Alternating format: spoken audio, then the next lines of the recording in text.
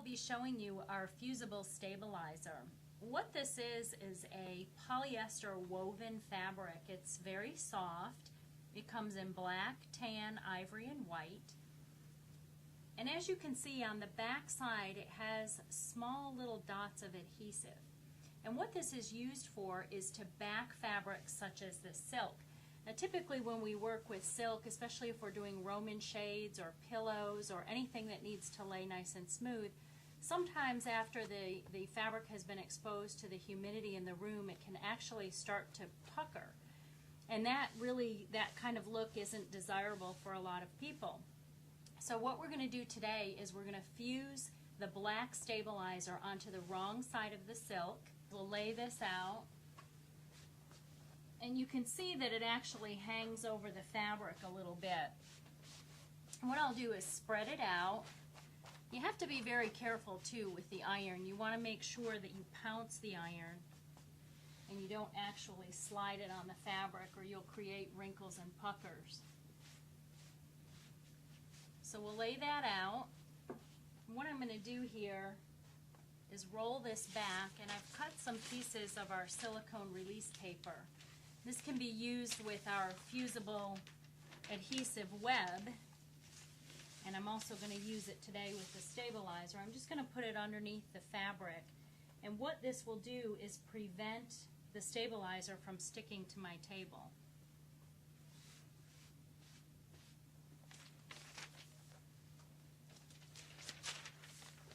We'll put it right under the silk to make sure that we don't get the adhesive on the table. This is a 4-inch strip. It also comes in a larger roll as well.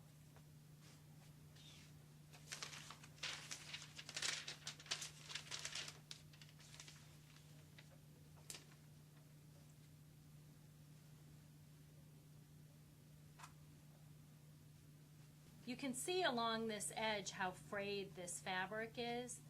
When we put the stabilizer on, it will eliminate that problem. So I've just rough cut this piece of fabric. I'll be using it later to make a small shade sample.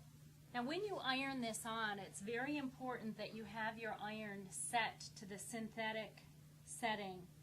I'm going to put mine between the wool and synthetic, and I'm going to test a small little section of it first. Now if there are wrinkles in the stabilizer, you don't need to worry too much about getting them out right now. The main thing is that the fabric is smooth, and we can just allow the steam in the iron to work some of those wrinkles out. And we're just going to go ahead and we're going to pounce it. You don't want to push the iron and slide it, because if you do, you'll have a crinkle.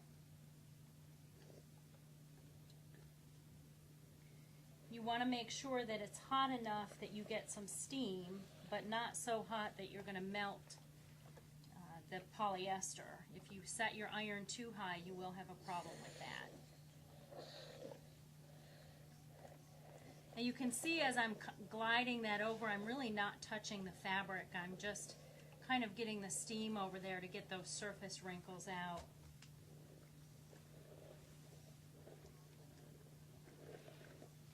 And it's not hurting the paper. I'll peel that back after we get this done. Once we've got that ironed on, we'll peel this silicone release paper off. And you can see the silk is fused right to the stabilizer.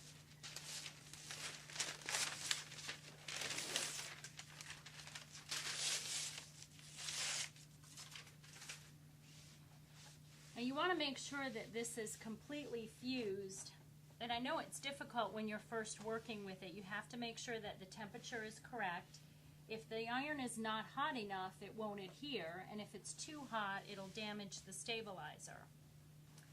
So what I like to do is once I've got it on there, I flip it over onto the other side, and then I can go ahead, and I can see here just a little bit where it didn't fuse quite as well as it should have. And you'll want to be careful doing this. You don't want to get your iron on any of that adhesive. So I'll just iron along here, and then we'll trim that away.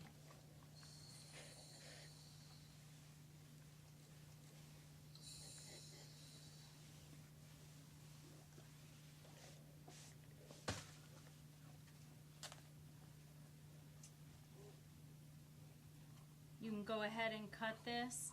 I'm going to just rough cut it right now, and then we'll trim it down later for our actual shade.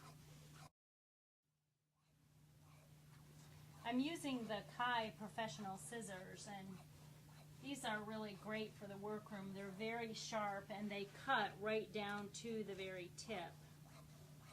You want to make sure when you're using scissors in your workroom too that you have a designated pair for fabric. The great thing about this stabilizer is that it doesn't really change the hand of the silk. It's still very soft and pliable, yet it marries the yarns so that they don't distort.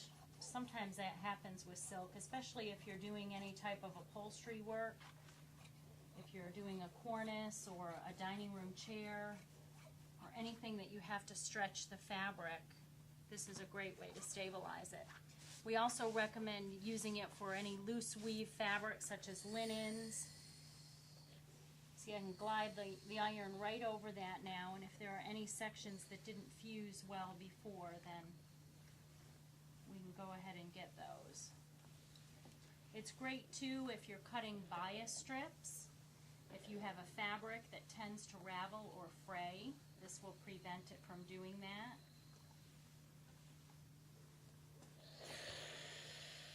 Let me go ahead and cut a piece and just show you here, if we can get a close-up of that, how that fabric has literally sealed the edges of that. This is a piece of the same type of silk, this green one, and I'm going to just kind of scrunch this up a little bit and let you see it.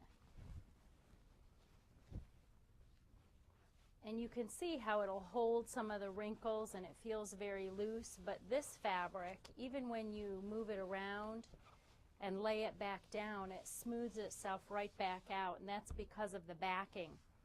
We always recommend whenever you do any type of upholstery work, whether it's a cornice or a dining room chair or anything that you want to cover with silk, typically we will tell people to have it knit backed. But now that we sell this fusible stabilizer, you really don't need to have the silk knit backed, which your fabric companies will charge you extra to do that. You can purchase the stabilizer from us in partial rolls of 18 yards or full rolls of 54 yards. And as I said before, it comes in white, black, tan, and ivory, and it has multiple uses, and it really is a staple for the workroom. You can see the difference in these two fabrics. There really is no comparison.